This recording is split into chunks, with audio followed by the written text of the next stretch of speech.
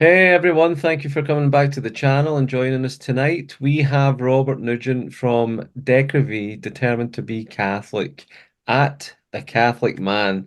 He shouldn't need much introduction. He's a familiar face now in the channel. We've become good friends. We're chatting off camera, and we've got a few things to share with you tonight. But first of all, as always, Robert, welcome back. Great to have you. How have you been? So it's been a pleasure. I've been well. I've been busy over the last few weeks, preparing for different projects. We have a big project coming up here in Ireland.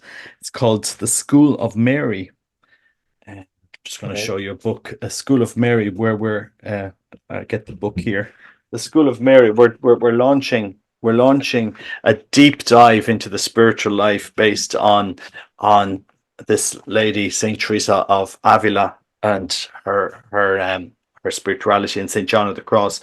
So a Frenchman, Jean Curie, he's coming over to launch this and to train us on the foundations of the spiritual life, which so many people have been interested in. And so we been spending so much of my time getting the venue, all of the admin side, because I'm not doing the school, I'm just participating in it. But I'm the local contact, so all of the admin, collecting money and who's interested in getting a location. I got three massive boxes of books from Amazon yesterday and today. You have 150 books ready for the school.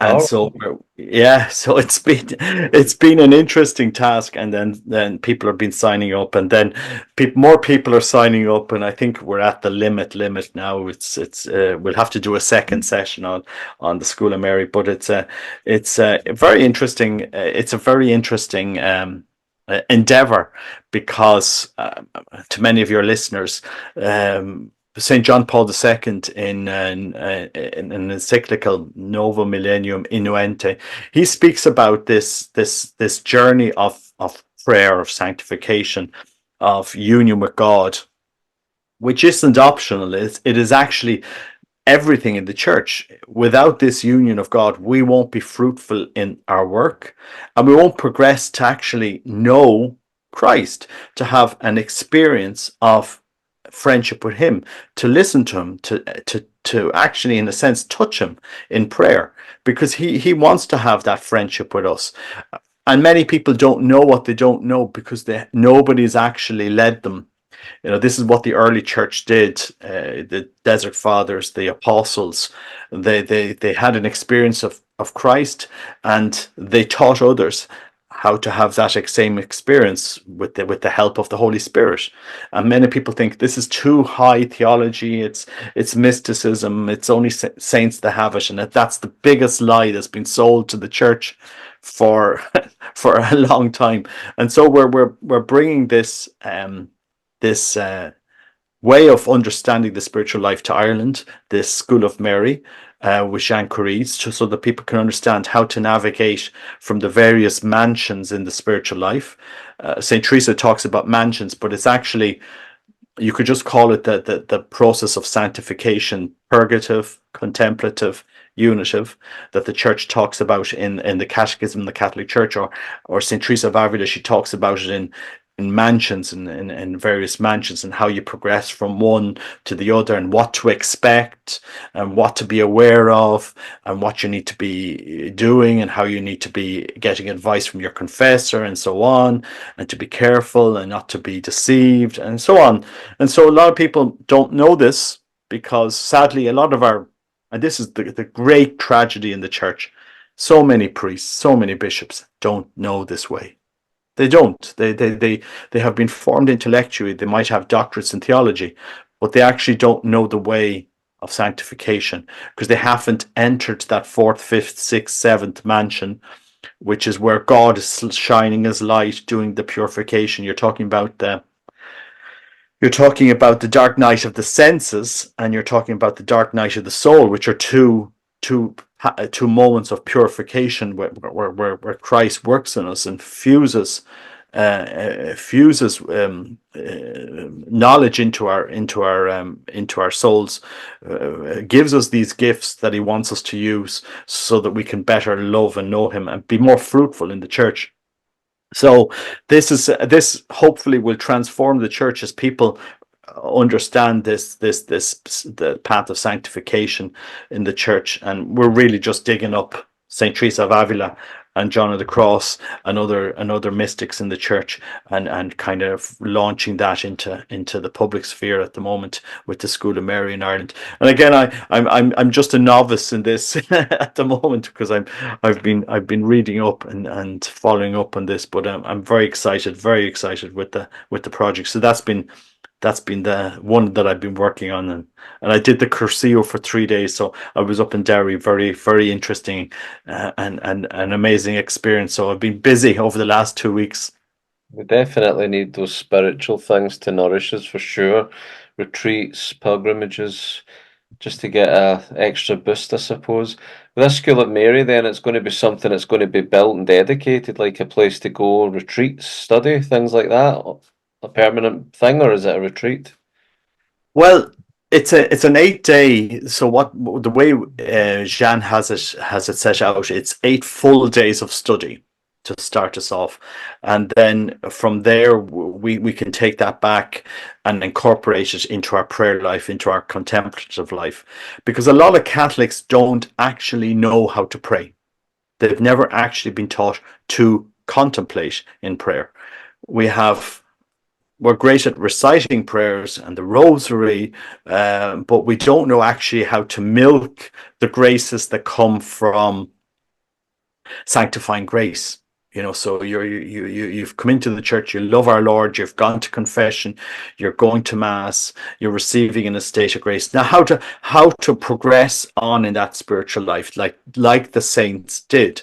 Explain it to us, map it out. This is what we need to do. If a sincere soul is searching for our Lord, what's the path I need to take to get to where He is leading me, which is union with God?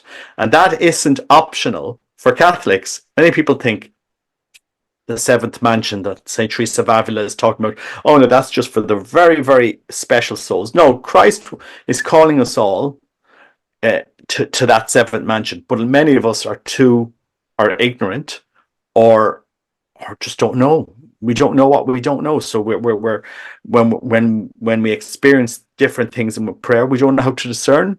I mean, if you go to priests or a confessor, they don't know how to discern it either, because they themselves have not done the spiritual journey of the mansions. And so this is what we need. We need to educate people on the spiritual life, what to expect, how to navigate it, how to pray. Because many people think, oh, I've got distractions and I don't feel like praying and I'm a bit all over the place. That is exactly part of prayer. That is integral to prayer, the distractions, because we don't pray up here, we pray in the heart. So you need to go from the mind to the heart, down here, pray here. Don't worry about the distractions. Keep doing the exercise of going to praying with the heart, because that's actually a spiritual exercise. And over time, you start to contemplate better.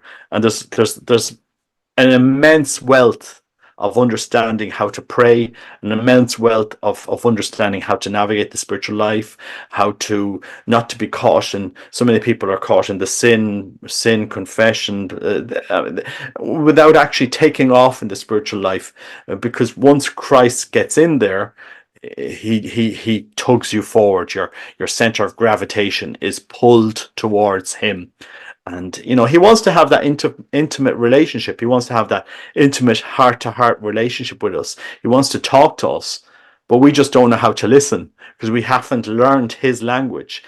Prayer is like learning a different language, and actually being able to listen and understand that language. And people have to be taught it so that they can move forward. And that's my analogy on it anyway. So I'm pretty excited with it all. Sounds good. Sounds very interesting. It's something I would be very attracted to myself. So keep us up to date with that then, see what's happening. I still mean to get over to Ireland soon. I really Yeah, can't wait to get another trip in. I've only been once for one day, and I took to it like a duck to water. And yeah. since discovering I'm 71% Irish, if thanks to DNA and ancestry, I realise why it's in the soul. I have to go over there. I was Yeah. going to ask you a few other things because I've seen a couple of your videos popping up recently. You've covered, this recent thing with Macron, the French president, coming out with something else regarding the war with Russia. And as soon as you were talking about it and quoted him, I'm like, well, France is the spark according to prophecy. And with everything else going on right now with the current wars, everyone's talking about this eclipse that's coming. I did a video Hmm. myself. I've learned a little bit more since then. And everyone's keeping their eyes focused over the next few weeks, especially because of April, because of Garib and Dal stuff. Although I keep saying the Pope hasn't been to Moscow yet, some are saying as well he's been to the embassy or somewhere like that a little while ago in Italy, the Russian embassy. But then we're hearing the new people popping up with urgent messages in Canada from a religious group. There's just like you say, I think the good bit right now is because with the School of Mary, this prayer, this interior castle of Saint Teresa of Avila, that's where we should be focused in order to get union with God. That seventh mansions, like you were saying, no doubt about it. I mean, some people think when we do these YouTube videos covering other things, that's what we're focused on or that's what we're addicted to. Absolutely not. But I just see the parallel of what God has willed for us to know through those chosen souls, and now we're seeing it rolling out, and at the same time, what's running parallel with the church. Yeah. Priests aren't getting beyond a couple of mansions at best, the clergy are that. And you see so many of the things coming true that we've been warned about like never before. Yeah. It's like, are we the spirit of Antichrist? Is it the case of these things are going to come because we're more in depth to the war than we realise, like the spiritual battle? But where are you taking all this in? What have you been discerning? What are you thinking about it all, that context? I mean, if you want to break it down as you wish, but where are you with it all? I mean, where I see it at the moment is, Fulton Sheen, Venerable Fulton Sheen, I think, um, and someday Saint Fulton Sheen, he mentioned the ape of the church, you know, and this is a sad thing to say. At the moment, the conversations that were coming from Rome, the documents were saying we're not changing church doctrine. So church doctrine is sacrosanct. We're not touching church doctrine. It's all nicely printed up in the books here, and it's on the shelf. There you go. We haven't changed church doctrine, but we're coming out with statements like what the Holy Father has said. What previous generations would have said, living in sin or a sinful lifestyle, we have now redefined it as the gift of love. Okay. And this is the exact same language, Mark, the exact same language that we heard during the equality marriage referendum in 2015. Love is love. Okay, so love is love. And we have to respect and even support legal coverage for couples who live the gift of love. This is what our Holy Father is saying. It is a right that these people who live the gift of love can have legal coverage like everyone else, and that's what is going to be published on the Feast of Saint Joseph, that biography, next Tuesday. And again, I'm not paraphrasing here or slandering or inventing rumors. This is on Vatican News website today. People can go and look at it. So this is the news that we have come out with. Now we always must treat everybody with immense love and respect, and we're all created in the likeness and image of God. We're all children of God. But there is a way of sanctification. There is a way of being taught the way that the apostles gave us on how we progress in the spiritual life, what we should do and what we shouldn't do, what acts that we commit that can impact our salvation and our spiritual progress. And all of a sudden in the church, we have this notion of, okay, Pope Francis is not focused on the pelvic sins anymore, and so forth. There exists no or sins below the waist. This is the term that's come into the church at this moment in time, and maybe the church was a little bit obsessed with the sexual sin and so forth. I don't know.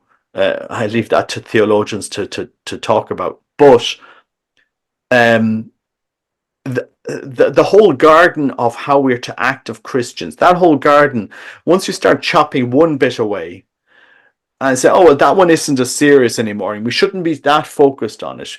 You know, the employer who's abusing his employees and making money for it. How can we never talk about that sin? And that's what the Pope has been saying. And okay, we're unpicking our Catholic morality, our Christian morality. We have the whole synod, Coptic synod, the Ethiopian Coptic synod, that has broken off ecumenical relationships. We have the Greek Catholics in Ukraine. We have the Orthodox communities. The Russian Orthodox has said the same thing. Because we're unpicking little by little the actual fundamental realities of the way. You know, who will defend the Christian way of sanctification? Because Saint Teresa of Avila talks about, you know,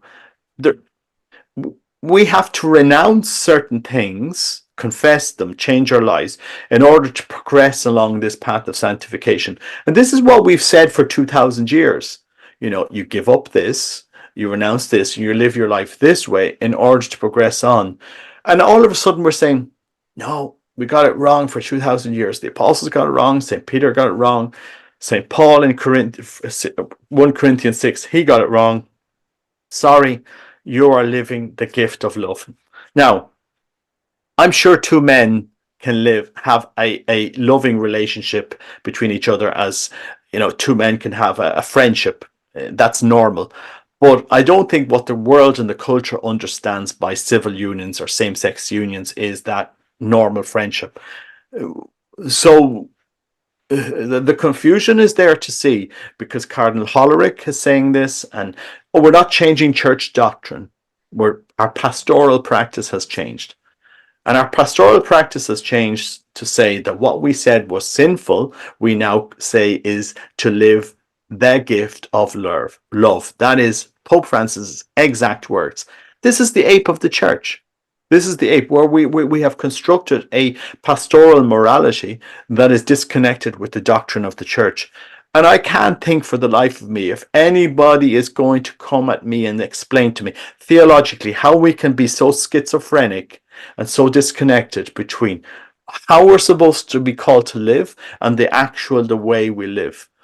Because we're actually breaking Catholics' connection to the truth of the way, of how the Christians were supposed. I mean, just read early church documents, the Didache, the Pastor of Hermes. You know, that text, nearly biblical text, because there are so many fragments of that particular early church document that it almost became a part of the Bible, the Pastor of Hermes.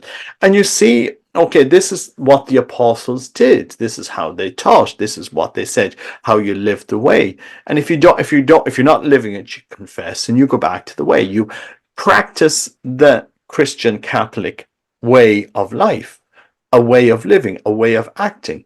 A man doesn't divorce his wife and go off with another woman. That's a sin. That, you know, a man doesn't sleep with another man. This and so forth. And so now we have said, okay, well, sorry, you're not able to live that. You're living in an objectively different situation. And while it's not marriage, and we can't call it marriage, it's a civil union, and we support this. The Pope is saying it is right that these peoples who live the gift of love can have legal. I mean, he's lending his support to this in our society. And so I don't see how anybody can see it any otherwise, other than the fulfillment of what Fulton Sheen said and saw coming, or where we have a schizophrenic reality in the church. Doctrine and pastoral practice are divorced, you know, publicly divorced. Publicly, we have, you know, and so James Martin, when two men walk up holding hands, civilly married, he'll give them a blessing. Your union is a gift of love, and while we don't call it marriage, we're not turning you away. We're not calling you to repent, and we're not saying that it is sinful. Simple as. I think it's hard for people to listen to me saying this because as people know, I do have close people in same-sex relationships that I know and I love. But if we are to sincerely journey the Christian faith, we have to meditate on what is the way of sanctification. How does how does this way call us to act?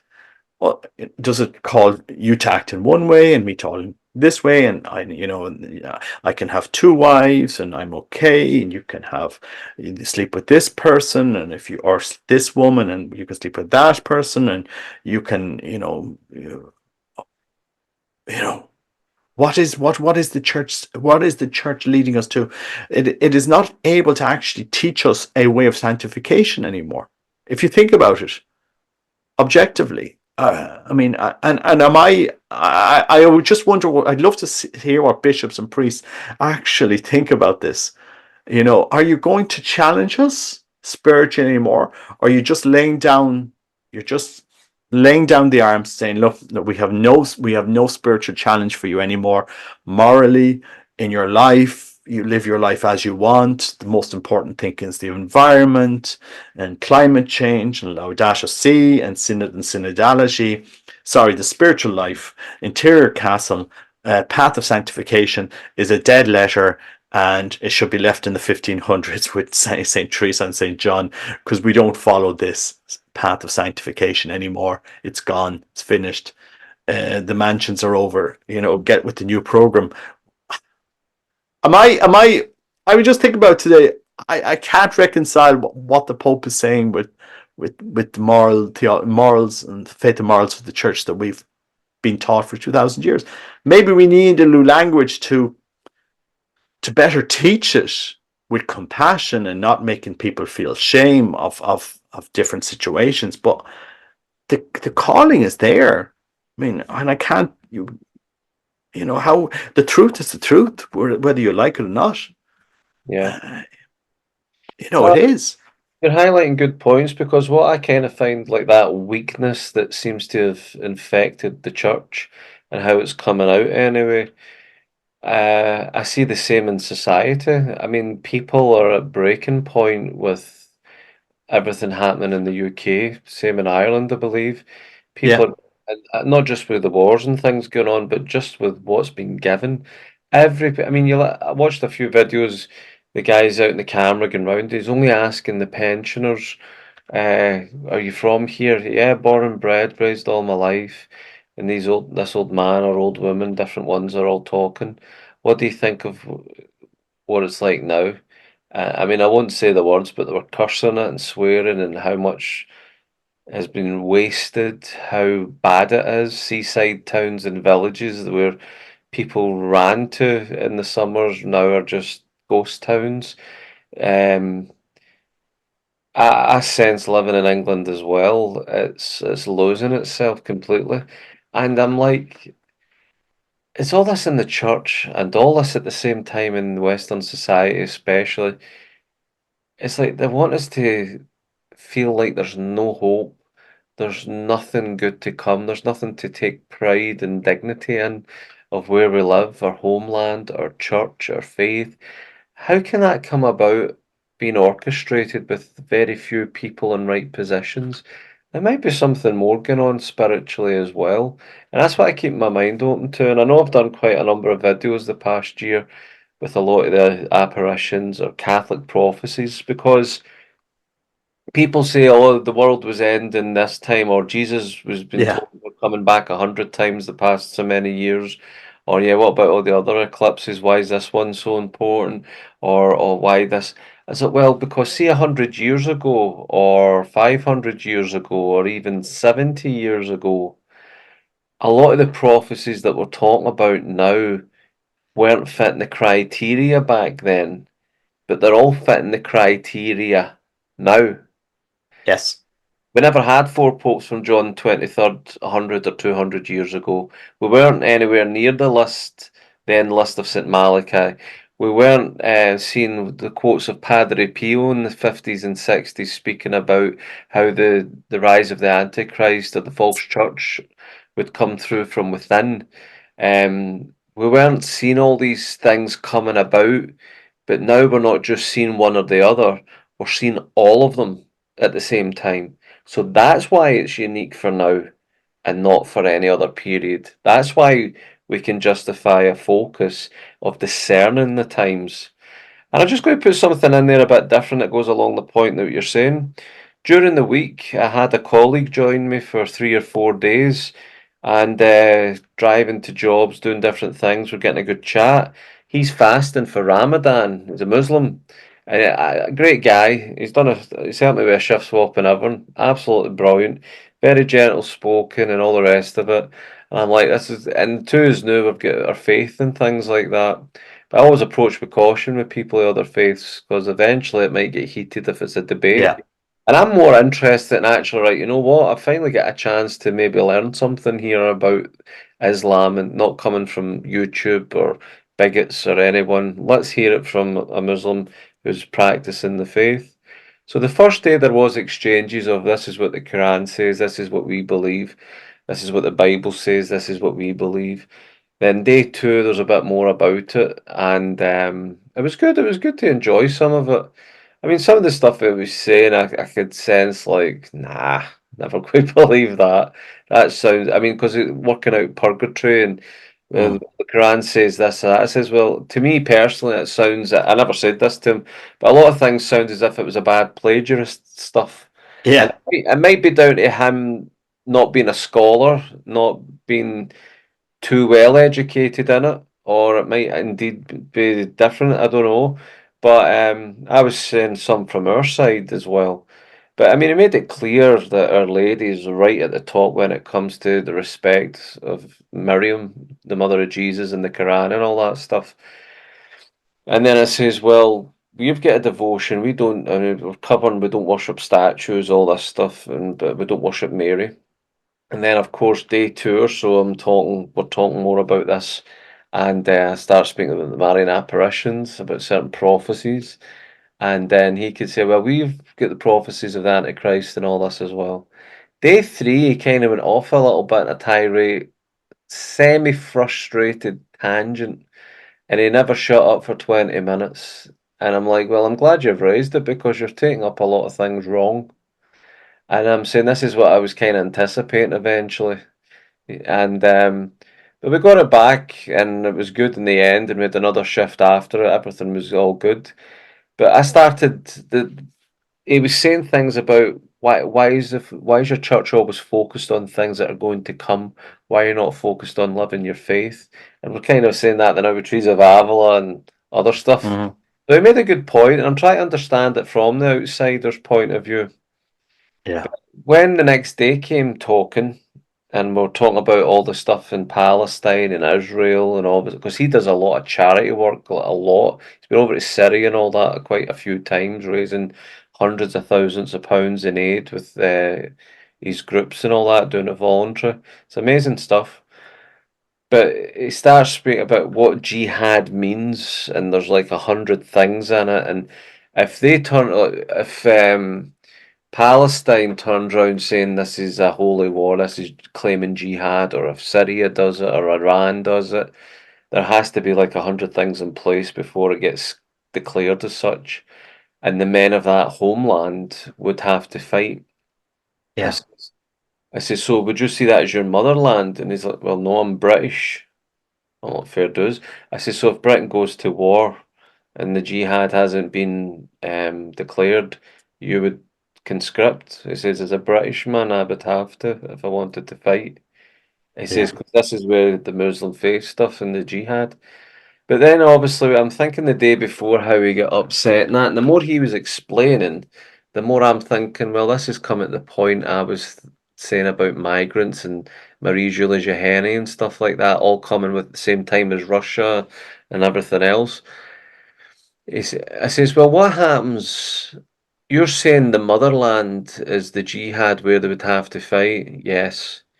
I says, well, what about all the thousands and thousands of men who have came from those motherlands that are war torn and they're now in the UK? What happens if their motherland back there declares jihad, a holy war? They would therefore be obliged to fight on behalf of their motherland, which means they're fighting against the UK, and they're now in the UK. Yeah, So, oh, it never happened, never happened. I couldn't get a right answer, a conviction of answer. And that's why I thought maybe the day before, there's things that maybe could be off with certain prophecies and what might happen. But what's that spark? What's that spark? And I think that's what it'd be if a holy war was declared. And all that's happening in the Middle East right now, the bang on timing of the prophecies for by this year, 2025, according to last select Marie-Julie Jehane. So I still think after that I was on par to keep an open mind to what's going on. But then you last night spoke about President Macron and this new quote with Russia. If you have it, you can let us hear it. yeah, Uh, yeah. Well, that's it, the spark, according to prophecy. yeah, and there's a Spanish YouTuber. I mean, we as you know, I follow all the Spanish because I'm fluent in Spanish. I follow their what's going on in the Spanish speaking world, which is actually bigger than the Catholic speaking world if you think about it. Yeah, And so I'm just going to pull up that quote. What did he say? Did I keep it here? Oh, I must have. I just let me. But basically, what Macron is saying: look, we're not going to rule out going to war. You know, we're not going to rule out sending troops to Ukraine, and that Putin cannot win this war. We cannot allow Putin to win this war. And in order to say for Macron to say we cannot allow Putin to win the war, what what are you going to do now to ensure he does not win this war? There, I mean, there's only so much weapons you can actually pump into Ukraine. What they need is an army. They cannot. I mean, Ukraine is hemorrhaging their own men, out of Ukraine. The Ukrainian boys, it was 2 years. We've had 2 years of war, right? Which hundreds of thousands have left Ukraine, millions. The children, the boys that have left Ukraine, 15, 16, 17, their parents aren't sending them back to be slaughtered in Ukraine. Those boys that are turning 18 or 19 and should be off to the army in Ukraine, they're not going to go back. They're not going back to be slaughtered by war. And men that I mean, it's thousands of men that they're up in courts now in Ukraine for getting fake medical certificates. But at the end of the day, do you want to be this part of the slaughter mill against Putin? yeah, Because there is no external arm. Now, we know that NATO and UK and France and other countries physically have troops in Ukraine, undercover troops. There's training back and forth, there's training facilities, the arms are being supplied. I mean, we don't see any signs of the arms race really abating. We see NATO countries now introducing conscription. Denmark, did you see the headline the other day? Oh no, now women can be conscripted as well for gender equality. Oh, that's great. All of NATO countries, Sweden are building up their army. Germany is building up its army. Poland is building up its army. The UK is building up its army. The USA is lowering the requirements. All of NATO is building up their defense forces. And it's enlarging like it has never enlarged so quickly and so rapidly. And we've never seen that much military spend build up. That doesn't look like they're going to negotiate peace with Putin.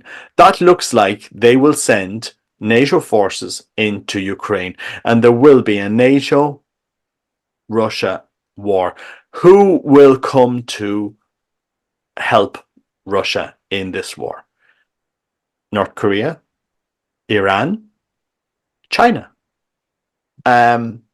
maybe South Africa, because they've done it. Actually, we are facing. I mean, there's one thing that really caught my attention this week was van der Leyen, the EU president, whatever. She's off to Iceland because they need rare earth metals. Iceland has 25 of the top 35 rare earth metals. Oh, what's the problem with rare metals? We can get them from China. But when this war breaks out, China is going to side with Russia. It's vested interests. It has vested interests there in the East, and they're going. And our supply chains and our manufacturing and our dependence on the East is going to be completely obliterated. Yeah, and these rare metals are important for arms, for technology, for microchips. You know, when we can't import from Taiwan, which is going to happen, guys. You know, they're going to, because China's going to invade Taiwan as well. They're going to move. They're going to do the exact same as Russia's doing. People don't see the chess pieces are moving. And Pope Francis came out and he said, well, Ukraine should have the bravery to negotiate peace. I was listening to that headline for a number of days, and the reality is Pope Francis is right, because the alternative to what Pope Francis is saying is hundreds of thousands of more deaths. I mean, that is the reality. And in every war, somebody has to say, look, this war is unwinnable. Ireland had to say it. Ireland had to give up and just say the Brits are ruling us, and we fought wars, but at the end of the day, we had to come to a peace agreement, and the peace agreement was to divide Ireland. Then we fought a civil war because we divided Ireland, and we had to give that up. Then we had a Good Friday Agreement where we had to remove the territorial rights of the north of Ireland from our constitution and say now it's fully British until there's a vote to say otherwise. The compromises after war are there. If we can do it, if we had to do it in Ireland, we have to do it in other wars. Why is it wrong for the Pope to say that Ukraine should hold up the white flag and end the war and draw the line? But this is not what's going to happen. So now we have NATO saying Russia cannot win this war. You can only back that up by saying Russia cannot win this war by going to war with Russia. You will see NATO troops. I don't think Europe fully realizes what in the next couple of months is going to happen in Europe. Because when this war breaks out, we've had COVID and you couldn't travel. Europe's travel industry and tourist industry and business and supply chains is going to be absolutely decimated. And you're going to see the mother of all recessions. You're going to see, I mean, you will. It's coming, guys. You're going to see the mother of all recessions. You're going to see rationing. You know, you're going to see your supply chains breaking down. What will Russia do? What does people think? What will Russia do to NATO if NATO goes to war with Russia? What will Russia? Who is at risk here? Do people actually see where we're being walked to? It's a presidential election year. You know, presidents. Wartime is great for reigning presidents. Wartime is fantastic. If people don't want Trump, you know, they want to boost Biden, distract the American electorate with a war. You know, distract the French electorate with a war. Distract Europe with a war. Because we don't need this war. Remember, Putin went into Tbilisi. He drove tanks all around Tbilisi in Georgia. People forget this. He went in there and annexed South Ossetia and annexed another part of Georgia. So there are territories in Georgia that Putin went in and annexed. The Russian-speaking majority territory. Went in and... What did Georgia do? They held up the white flag. Take it, Putin. Take it. No war. No hundreds and thousands of troops dead. Was it the right thing to do or was it the wrong thing to do? Yeah. And yet for Ukraine, it was good enough. The international community said nothing. There was no arms pumped into Georgia. Arms, nothing. So Georgia had to say, well, nobody's coming to our defense. Take the land. Ukraine, I mean, billions, trillions nearly now of arms being sent to Ukraine. What they need is an army now, because that's the only way they'll win this war. And in order to do that, you go to war with Russia. Well, you live with the consequences. And this is where Europe is walking into uh, a catastrophe of unprecedented scale, because this is going to destroy millions of lives ultimately. The way we're walking, it really is. Is China going to allow the destruction of Russia? Think about it. Is China? Are we going to push the boundary? Is NATO going to push the boundaries of Europe now to Moscow and to, we're back to World War II, where we go into Russia and we annex a large. I mean, they're not going to push back to just. They're not. They will want Putin gone. They will want him gone. I mean, if people can't see it, they're blind. It is all in motion. This is all going in motion. And when it's going to be, see, when it kicks off, it's going to be very, very fast. It's going to be disastrous. It's not going to be this slow build up. It's going to be from one day to next. You're going to wake up and you will see Europe at war again. This is what's going to happen. And it's sad, really. It really is sad to see what's coming down the line. Everyone's getting the sense as well, though, that I don't think enough people are paying enough attention to what's happening because it's always away in the distance, and we take security for granted here. Although we're crumbling, we're imploding in society for all the nonsense that's happening, the corruption and everything else.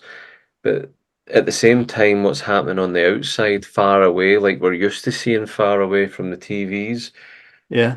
people are going to be rudely awakened. And I just think this is why we need to prepare by diversifying somehow, like a bit of gold or silver, a bit, I mean, certainly have food. Even Padre Pio apparently says that the man with the apple or bread in the hand would be the rich man. No one would be fighting over the gold on the street, they'll be fighting for the food. Yeah. And you did What post gold? something about gold, didn't you, during the week? Yes, yeah. Gold is at an all-time price high. And again, as Christians, we're not supposed to have attachments to these physical things. I mean, at the end of the day, gold isn't going to save you. But it's just, guys, read the signs of the times. Read the signs. I know a lot of people say, "Oh, we need cash. We need paper money. Cash in the hand is what's going to save us." And people forget cash in the hand can be devalued from one day to the next. What cost you £2 today could cost you £4 tomorrow and £6 the following day. So your physical cash is worthless in a crisis. I mean, I lived through a peso devaluation in Mexico.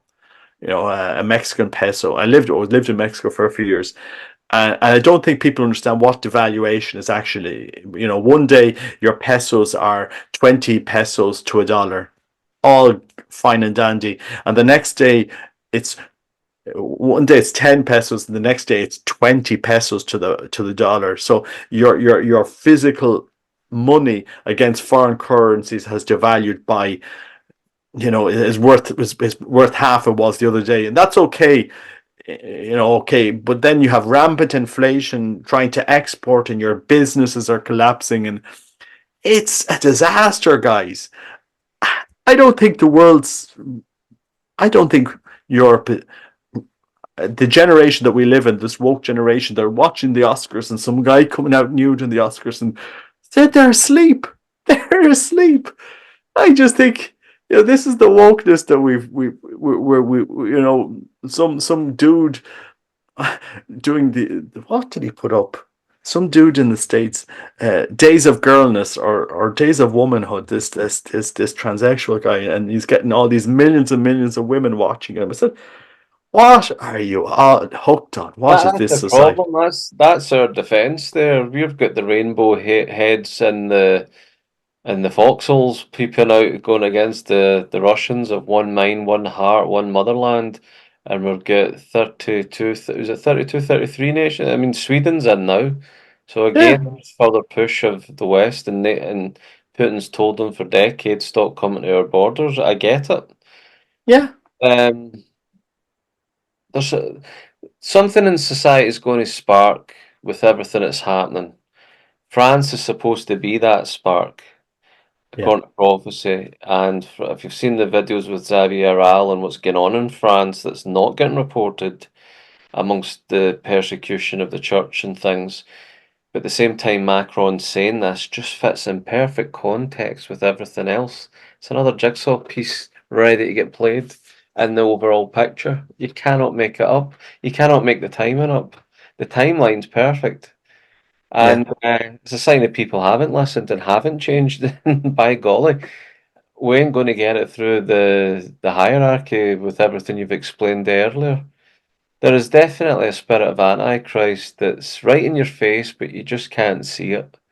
And the biggest trick the devil ever tried to do was convince the world it didn't exist. How yeah. can you deny evil when you see it all around you?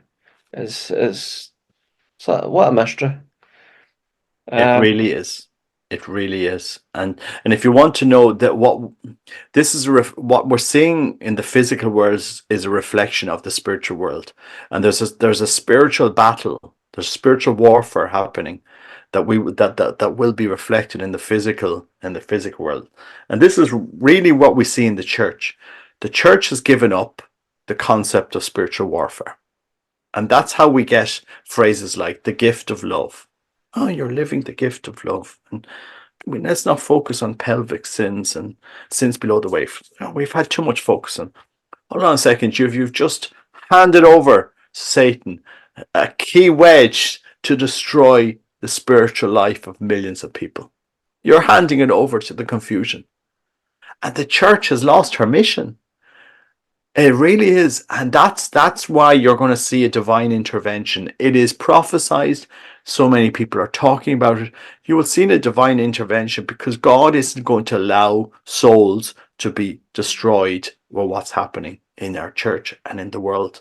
We have, 120,000 abortions in France, and they enshrine it in the Constitution. yeah. It's the satanic sacrament. Satan has reached. I don't think people realize what Macron did and what they did with that. That is like dogmatizing. It's like a dogma of the satanic takeover of society. Oh, we have it in our constitution because now Satan has dogmatized it to such an extent that we celebrate it and we sacrifice. It's a blood sacrifice. It's a blood. When you think about it logically, it's a blood sacrifice. It is because I had It Zach. is I to had Zach Satan. King on the channel, former High Wizard of the Church of Satan, top of his game between the 80s and 1999. 146 assisted abortions he did in order to carry out the demonic spells of those who paid for them. And the more detail on the video with that, but he goes into detail telling what they did and why they did it. Yeah, Abortion is the top thing of sacrifice for the demonic spells, which he did as High Wizard for years. yeah, Now, with his conversion, of course, and his mystical experience, he's fighting against abortion, with Our Lady recruiting him to the army, as the words were. But yeah. and it is, and I just remember a priest I got on well with just as I was getting sift out if I was going to make it to Rome for seminary or not. I spent the day with him and talking away, and I was on the edge watching because I was told to be careful what you say, what you do, and all this. But his house was immaculate, well money spent, and Yeah. away. And he was going to drop me off on the way to the football game, and that was his Saturday during the day. Says Tim, what do you make of, these things that some people say like spiritual warfare and stuff like Hmm. this, and he said, oh, you need to be very careful with all that. You need to be careful. A lot of people they go around the wrong path and thinking different thing. But I just remember him saying, oh, you have to be very careful with that. And I'm like, are you for real? I mean, listen to what people are telling you is an actual reality, because I think the likes of what Zachary King shared on the channel for all his times within the satanic covens and things like that and what they did, the network of people of all careers, of all industries, from celebrity to social worker to teacher to Yeah, parent, ones within the church that got him recruited from a very young age. This is everywhere. It could be your neighbour. I was in a block of flats the other day, and right above one of the doors as I was going out down the stairs and out, they had the Wicca bells on the door. They had the pentagram and the glass. These little things. But when you're getting into the hardcore stuff like he was explaining, and the fact that he was invited to do it for people who became famous, became rich, became powerful because they asked for his assistance, it's like this is real. And how many is that's infiltrated the church? How else are you supposed to bring down the might of the church unless you infiltrate it and attempt it? I mean, it's true. It goes When you, back when to you Padre Pio, it goes back to Archbishop Fulton Sheen, it goes back to Anne Catherine Emmerich, blessed, who spoke about how all these things would. Everything's happening as it says, and it's not one, two, or ten. It's multiple mystics and saints and Our Lady repeating many, many times over and over, and we're coming to the climax. And everything that we've said so far, from the wars to the church to what it's, I mean, everyone thinks it's just going to be missiles and bullets, but like you say, where's the bread coming from? Where's the rice coming from? Mhm. Where's the water going to be? Where, I mean, some kids in Syria are walking tens of miles to try to find a bag of flour that fell from the sky in one of the airplanes and they can't get anything. I saw the video. People are Yeah. starving. People are eating cattle waste for the sake of putting something in their mouth, in their stomach. We don't know what's coming, and that sounds very horrid and doom and gloom. But everyone's talking right now. I know it comes every year with March 18th in Medjugorje, or is this the year of the warning? But remember, like they says in Garabandal, when everything is at its worst. We're not quite there yet, but it's coming. We can see it's coming. We've got our eyes on the chessboard. We can see the pieces. We can see the signs. We can see things like that happening with France and those comments and everything else, that it's finalising it to the letter of what was being prophesied. Mhm. And well, the only thing I'd say with all that, Robert, then let's look at the idea of like, well, you've got all this knowledge, you see it as well. How are you? Are you actually doing anything to try and prepare? I know spiritually is number one, but are you doing anything else like food rationing or prepping or anything, survival skills, anything at all? Yes. Yeah. Oh, we've done that for a few years. Like we have our backup plans, but what I'm mainly doing is preparing spiritually. Because I Right. did a talk with Talkington, and at the end of the day, you know, at the end of the day, we all die. Whether sooner or later. And I suppose the most important thing in all of this, when we come through this crisis, what will we have to give those who are left? Because this is going to be, a very, very difficult time for the world if we believe what Our Lady is saying. And again, I'm judging Our Lady on Rwanda, on Quebeco. Warning, be careful. You know, like a mother. And this is the way Our Lady acts. She's the mother.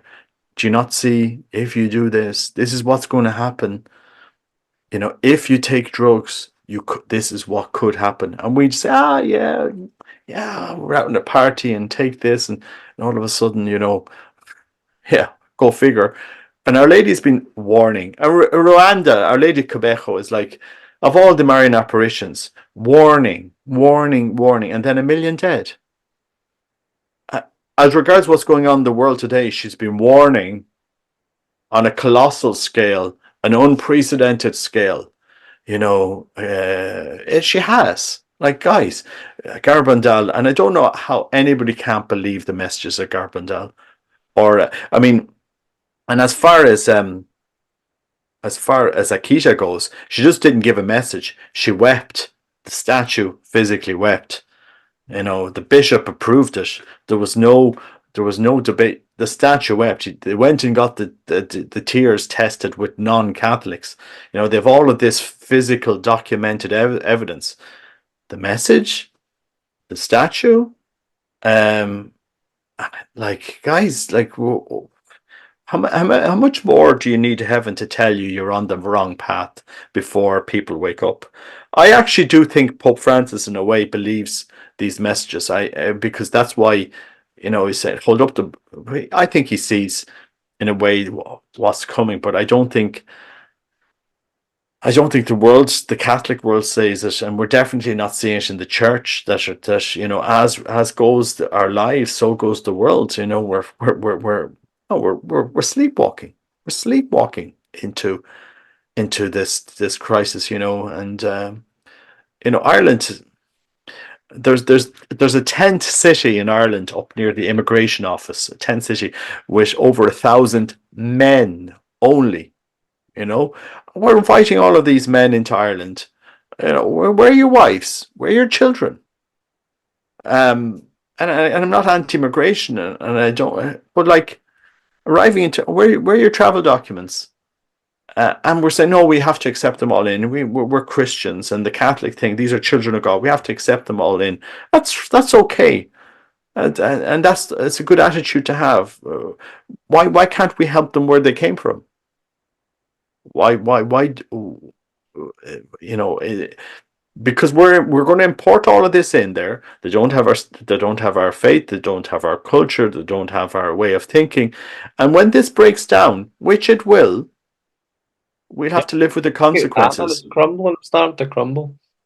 I mean, there is no-go areas in some places around this world because you said no, I can't go in, I can't live there, I can't talk. It's a that you have societies with various cultures. Then no integration. No, simply it would be impossible to integrate. Yeah. And the crisis when a crisis kicks, it's fine now because everybody has jobs. We all have money. The supermarkets are full. And when things are ordered, yeah, we'll do. When our society breaks down, Mark, which is coming for Europe, our first world, when this breaks down and the stresses are put on our system, and when you have 500,000 unemployed people because our supply chains have broken down, our multinationals can't pay us, we can't export, our ports have been bombed. This is coming. We look around and say, well, our resources are well, you're from Algeria. Can you not go back home now? This is people don't realize when the stress is coming. When the stress is coming, I've said it before, and that's when we'll be proven, and we don't have enough people that'll actually.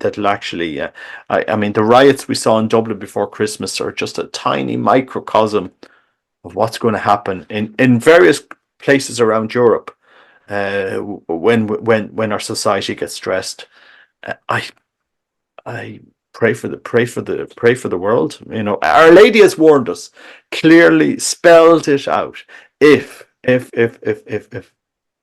she spelled Last, it out. last question then, maybe, Robert, because I know we're covering a lot and it's a hard topic for people maybe to listen Yeah, to. Although it's reality, it's not being pessimistic, it's being realistic. yeah, it So, is. but you think there's a lot? I mean, I know they come and go with eclipses. I know they come and go every year with March 18th or something like that, with Medjugorje and things.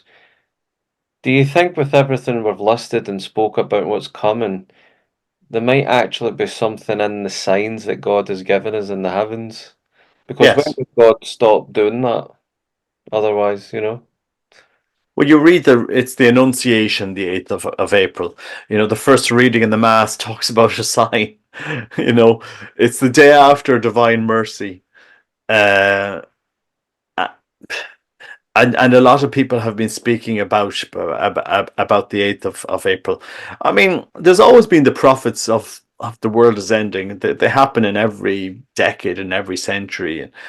But we are called to look at the signs of what is happening in our church, in our world. And anybody that is reading the signs will say, look, this isn't sustainable what we're doing. When we go against our nature as human beings, we're teaching our kids to kill your child. We've ingrained them pro-life, your body, your choice, to kill the child that you've conceived out of love, making love with somebody, but the fruit of that love, you've been taught to hate it. And I give the example of France. what, 120,000 women every year are taught to hate the fruit that they've conceived out of love. At the most natural human basic level of life, we are told to hate that entity that is the fruit of across the Western society. We have indoctrinated a whole generations. I mean, and not to mention euthanasia, not to mention the wokeness that we have, that we can't. What is a woman? We can't stand up and say anymore, well, a woman is X, Y, and Z. Well, a woman is, well, you ask a politician and they look at you like, are you from Mars? Why would you ask me a question what a woman is? Well, like, what a woman can be, whatever. And we have all of these celebrity women that are men. Celebrity. Talk about the patriarchy conquering women. We have the likes of Dylan. What is it? Dylan Belaney in the States.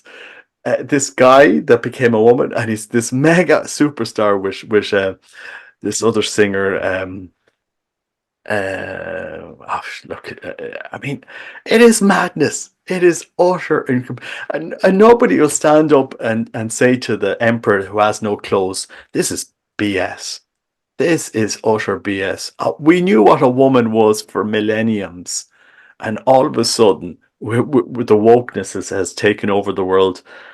It's beyond relief. We'll bow down to yoga. We'll promote yoga across the Western world. Oh, the yoga is great. Let's do a posture of some deity.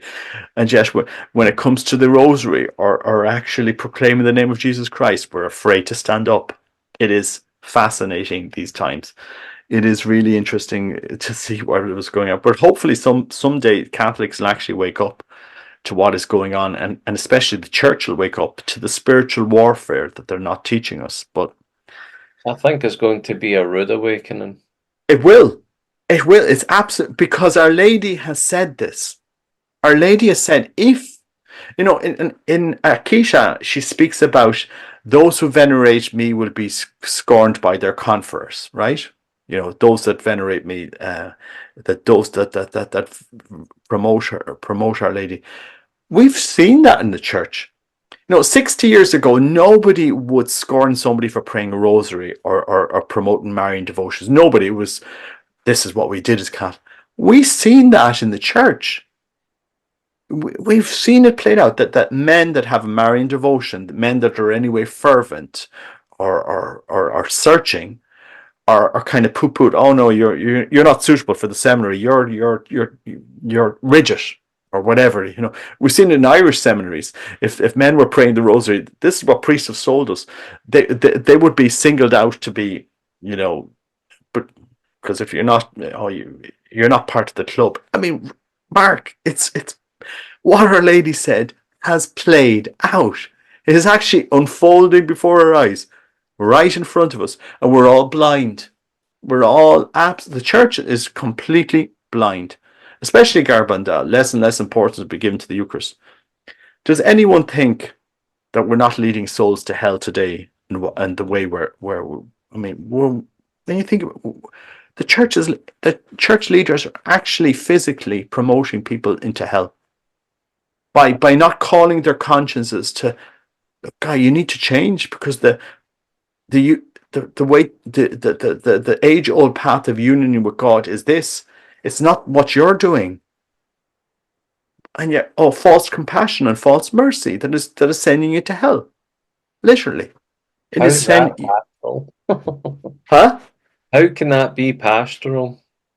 But it's because, Yeah. oh, who am I to judge? And I'm not going to call you out in your lifestyle. And we're going to leave doctrine there on the shelf, gathering dust, because we don't want to be rigid. We don't want to preach to you. We don't want to shame you. We don't want to focus on sin and sins below the waist, and so on and so forth. We're, I mean, I just can't. remembered. Sorry to interrupt you, Robert, before I forget it. I had things up that I was going to maybe ask Zachary in the last interview. I never got around to it, but it's still here. It was Our Lady of Quito, Ecuador, Our Lady of Good Success, or better translated Yeah. as Our Lady of the Event. So just a little bit here where it's like in those times the atmosphere will be saturated with the spirit of impurity, which like a filthy sea will engulf the streets and public places with incredible license. Innocence will scarcely be found in children, or modesty in women. He who should speak will remain silent. Yeah.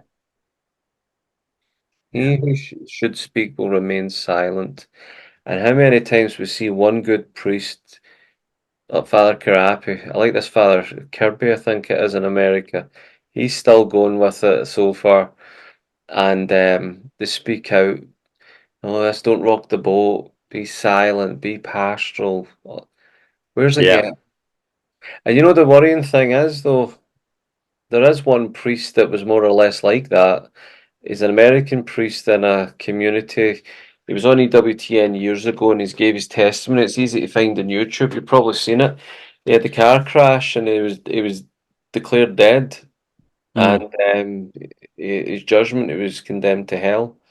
And Our Lady stepped in saying, "Son, give him to me." But Jesus basically says he was a priest for himself and all this and Yeah. all. And she fought his case saying, but if we give him another chance, there'll be all these extra graces that we could give him and help him. And if he still doesn't change, your will be done. And a silence was there, and the priest says, all of I heard was, take him, mother, he's yours.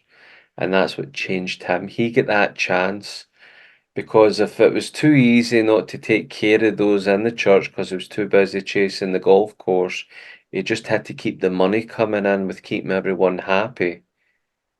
That wasn't even Yeah. him talking about false teaching or Yeah. deliberately trying to lead them in a wrong way because he infiltrated the church. This was just a lazy, lukewarm priest that never had the heart and zeal to keep it going with all truth and doctrine and practice. Mm. What about these ones that are deliberately trying to avoid all this or working hard to bring out stuff that you've just described? Why are bishops cancelling priests straight away for speaking about hell and Satan? Some lady, I think, or someone left a comment in your recent video. I noticed a Dominican spoke up about hell and spoke out about a few things, and now the bishops cancelled them. Do you know why? Those bishops don't have union with Christ. They haven't progressed on the spiritual life. Because if you'd have progressed from the second or third or fourth mansion onwards, you'd know who Christ is. Yeah, And you would know. I mean, it's black and white. This is the crisis in the church. We have leaders in the church who know about Christ but have no experience of him. They haven't had any union with Christ at all. Zero. Like Cardinal McCarrick, Cardinal Keith O'Brien in Scotland. Just think about it. Just think about the Scottish Catholic Church. And when you have at the top, you have a cardinal, the head of the church. On the one day he's saying mass and doing all the church stuff, and the other day he is doing what? We know what. You know, this is what he was doing, and he was ordaining men, pastoring, corrupted the whole church, corrupted down. He had no union with God. The priests he's ordaining, because what he was doing with them, they impossible for them to have union with God. No spiritual life. These are dead men walking spiritually, and this is what Catholics need to understand. And this is not a criticism of our hierarchs and our priests, but you have men in the church with collars, cardinals, who are dead men walking spiritually. And when you talk to them about the spiritual life, it's like talking to them in Chinese. They can't understand because they never experienced it themselves. And this is an isolated mark. This is pervasive in the church. And sadly, Pope Francis has promoted some of these men that have no union with God. Because you can judge them, you can see it. And again, I was leading to Christ 9 years, the head of the congregation, the founder, had no union with God at all. No, he had never progressed on the spiritual life to be able to teach us. Like, this founders did, how to progress. And she navigated it and experienced it, understood it, wrote about it, taught her sisters, founded these convents, is a saint, is a doctor of the church, has. This is where we need to get back to. The church needs to be governed by those that have reached the seventh mansion. It's a project of the seventh mansion in the church. Cardinal McCarrick didn't have this. Cardinal Keith O'Brien, Father Marcial, Cardinal Gruer in Austria, and I could name several others. The one in Belgium that was with the Pope when he got elected and had abused his nephews. You can't live the spiritual life with that schizophrenic division in your. God can't work. You can't progress. You're a dead man walking in the spiritual life. And this has corrupted the church. This has corrupted the church. This has corrupted the church militant, because the church is incorruptible, but the church militant has been corrupted. And so we've arrived to the synod and synodality, where we're talking about women priests, and we're talking about married priests, and we're talking about all of the structures, and we need gender equality in the Vatican, and we need women doing this. Why do we need this? Because union with Christ is not enough for the church anymore. It's not. If we had more Saint Teresa of Avila's in the church today, she wouldn't be entering the Vatican and say, well, now I need to be ordained a deacon or a priest to have union with Christ. Quickly here now, guys, organize this for us, change it. She'd be screaming at us, you have lost the faith. Yeah. Was her union with Christ any greater than a priestly ordination? She had union with Christ. And so we have a crisis of theology in the church that's governing it, and the church has lost its mission. Sadly, there's no other way I could say about it. Because if the saints will teach you. If you actually listen to the saints, they'll teach you, and they'll identify the problem that we have in the church. Why do we have McCarrick's? Because McCarrick, it all flowed down from. He was going to a congregation in Argentina and ordaining priests with another guy, another founder of a congregation, who was abusing a seminary. We have Rupnik, over there scratching our head. Oh, Rupnik, poor little guy. We've just rehabilitated him and sent him off to Slovenia. A priest in good standing. He's in ministry in Slovenia. A guy that raped 20 women. And we're just there thinking, do you know how dark and demonic that man's life is? And you're plastering his art around the church and keeping it. His art is hanging on the Pope's apartment. If, for God's sake, it's like Marcial, viewers realize after Father Marcial, everything happened in 2009. There was an internal debate that I was part of. Well, what to do with everything that Father Marcial wrote, because he had these vast volumes of writings and text and everything. And we were there arguing. This wasn't public. And I said, burn it, put it out to a skip and burn it. And at the end of the day, they realized, no, we needed to get rid of everything. His pictures, all of this had to go. So they did. Rupnik, raped 20 women on his art. Do we need to get rid of it? What was he doing while he was designing this art? Raping women? Does the church not see? Mark, we need to stop because I'm getting too. Yeah, you're definitely on a new path talking tonight, that's for sure. But I think it's evidence of where many people are. The faithful that are crying out for help or crying out for God to come. I remember a message in Medjugorje years ago saying that even nature's crying out for the divine maker to take action. But the laity need to wake up and not believe naively that the leaders in the church have our best interest in at heart. They don't. And we've seen this with these figures in the church, and they're not isolated, that have no spiritual life. And if they can't have spiritual life, how can they lead with the best interests of the church? Yeah. What McCarrick did, and his proteges that are all still in place, they don't have the best interests of the church. They want a human institution, maybe a charitable institution, but they don't want souls progressing to the union with God. Because they don't have it themselves. So how can you give what you don't have? And that's where laity need to stand up. Is my bishop leading us to union with God? What was his formation like? Where's his heart? Why is he never promoted the Eucharist or the Rosary, or has no interest in these things? Ask yourselves these questions. Why are there no vocations in the diocese at all? Zero for years and years and years. That's a symptom. If you've got a diocese where you have no vocations at all for years and years and years, you have to ask the question: Does the shepherd actually have union with God? Does he actually have? Is he in that stage of sanctification where he has that union? Because if you did, the fruits would be evident in the church. You'd be leading souls to the person that you've encountered.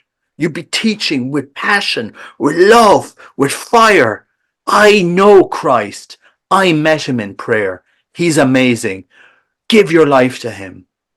I hear that very, very little from so many bishops because they never encountered him. Think about it, Mark, and your viewers. I'm not off here. I remember listening to many speeches of John Paul II.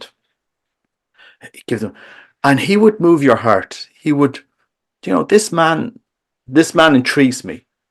And many church leaders, they kind of intrigue you, and they leave behind you a generation of people that I heard him, he touched me, he set me off on a journey. Do you have that? In the Legion of Christ, the strange thing is, why did the Legion of Christ grow so much, and why did it expand and had such an apparent success? Because you had a lot of well-trained young men like Paul Habsburg, Archduke Paul Habsburg, Edward Habsburg's brother, came into the Legion. We joined at the same time. I know his father, Michael Habsburg, Archduke Michael Habsburg, and I can look back and see, well, how did he become so successful? Because he came into the Legion with with union with God. He was already progressed because of all of it. His family was Catholic. They were bringing him to Medjugorje. He was praying the Rosary. He had a good foundation, and he couldn't be corrupted by a lot of the stuff that was happening. And so you had a lot of these men that were actually good spiritual foundation, and they carried the Legion, irrespective of this corrupt founder. You had these people coming in, whereas a lot of them fell away. And this is the strange thing of how God worked in our lives. And so they were giving their lives sincerely to Christ, and they were on the spiritual path. I mean, Paul Habsburg was a deeply spiritual, good man, and still a priest today. And you can do the analysis 30 years later of what's going on in the church. And this is why Catholics, wake up. Does your priest, does your bishop have union with God? And you'll soon find out he doesn't. He doesn't. He's a McCarrick. He's a Keith O'Brien. He's a Father Marcial. And how can we say this? Because we've seen them coming through the seminaries. We've seen the culture in the seminaries. Do you think what was happening in the seminaries hasn't infected the episcopacy? It's there. They've no union with God. And why are their dioceses collapsing and failing, and their parishioners? No union with God. So you can't give what you don't have. You can't inspire to give your life to Christ that you met, because you didn't meet him. So you can't give what you don't have. You're not a spiritual father. This is the great tragedy of our time, Mark. Yeah. This is the sad, and I could go on for hours about this, but Catholics, take it back and meditate on it. Read Saint Teresa of Avila. If people had met Christ, if you've met Christ, you will never be the same again in your life. Amen. You will never sin the way you sinned. You will not do that. You would be embarrassed to actually go back to the way you live after you met Christ. And why do people keep on sinning? Why are these bishops so corrupt? They never met Christ. That's it. That's the whole mystery. And they're leading us in the name of Christ and preaching about Christ, preaching about an idea of Christ. They don't hear his voice. They don't know him. You don't know him. Because if you did, you'd live differently, you'd preach differently, and you'd inspire differently, and you would transform your diocese. Anyway, We're both ex-seminarians. We yes. know everything like what And the I'm no saint, but I me can tell you, neither. I can smell what's going on in the church, and I can see it very clearly. And it's the saints that are leading us in these times. They're Saint Teresa of Avila is for these times. Yeah. She will be the shining light that will lead this millennium forward, along with other saints that have done the same thing. Because there's no alternative now. If you're going to lead in the church, you have to have union with God. It's not an option, it is prerequisite. It is everything. That's it. And I'm sure Archbishop Fulton did say it would be the laity to reform the church next time round, and that's what's happening because we see these remnants popping up in Ireland and every other country, and they're strong remnants and they're hanging on and they're doing all these different retreats and pilgrimages and Yeah, walks and channels and whatever else. There's a lot good happening out there, and I think because they're holding on to their faith, their tradition, the solid teaching. But I think there is that extra help of keep going with hope because yeah, our Blessed Mother is still with us. She has been warning us for some time, and that's why she's in Medjugorje. She's walking us through it. She's with yeah, us through it. She's preparing us for everything. And once we are living, I mean, if we are living the messages that she is telling us to live, that divine wisdom that's infused in her to a degree beyond anything we can imagine. She's telling us to read the scriptures, to pray the rosary, to pray unceasingly, at least monthly confession, Holy Eucharist worthily, peace, conversion, fasting. yeah. Why? Well, you'll know why when you're doing it. Give it time. When you look back 6 months ago, a year ago, 5 years ago, you're going to see the journey. Yeah, And yeah. we need those solid, firm, deep, deep roots. Because when the storm comes, we'll be able to stand it. Because But you even know what? those that are faithful, it's going to be struggling. Yeah. But you know what? We've realized what is happening in Medjugorje with the messages. She's been catechizing people. It's actually a catechesis. If you actually listen to what she's, and people saying, "Oh, it's very repetitive." You know, if you followed blindly what Our Lady is saying in Medjugorje, fast, go to confession, go to Holy Mass, pray the Rosary, you know, look after those around you, the really simple message that people say is so simple, can't be that simple. The faith is that simple. Actually, if you pray a rosary with just devotion and with your heart, she says it to pray with the heart. Mm. You'll be a, you'll she'll bring you through the mansions pretty quickly. And that's the reason, guy Mark. Think about it. We're struggling with dioceses around the world. We can't get a vocation in 10 years, 20 years, 15 years. Can't get a vocation, or get one, or get two. You have a tiny parish in Medjugorje that has 800 priests. 800 priests and counting. And why is that? Been love. Well, like, why is that? Is it the center of pedophilia in the church? Of abuse crisis. I'm sure there's not everybody's perfect, but think about it. Are people coming away from there? It's not like you go to Medjugorje and you sign up and there's a guru there. Like, I've never met any of the missionaries, and I've never, or visionaries, or do people see what is happening there? You can verify its fruits by how are these people being progressing on the path of sanctification, through the mansions. How are they being led? Are they going from the third to the fourth to the fifth to the sixth? What is happening in this parish? And could these visionaries actually do that themselves? Like, could they orchestrate that? That isn't possible.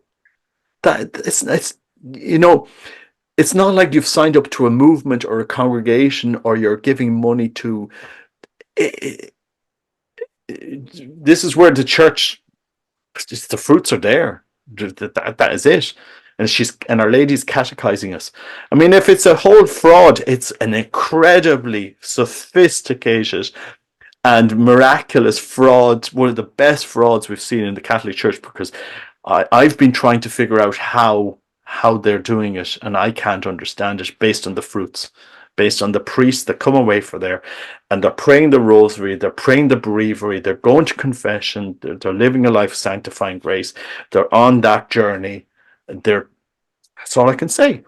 Yeah, and I can't wait to be back actually, because I know every time I've been there so far, there's always something fresh to get, something new, but Yeah, always the deep, deep connection to the Lord from the heart, the yeah, peace, everything yeah, about it is great. And one yeah. day that will be every person in the planet. That's what our plan is. That's what's coming. And that's why I know it's hard with a lot of stuff, but she's preparing us for it. But it's for the era of peace. We're going to see Mark, Earth. ev- every parish could be like Medjugorje. Yeah. And Every maybe after town. the signs and the events prophesied, which I think are very soon, that's exactly what's going to happen. It's an oasis of peace. To it's a.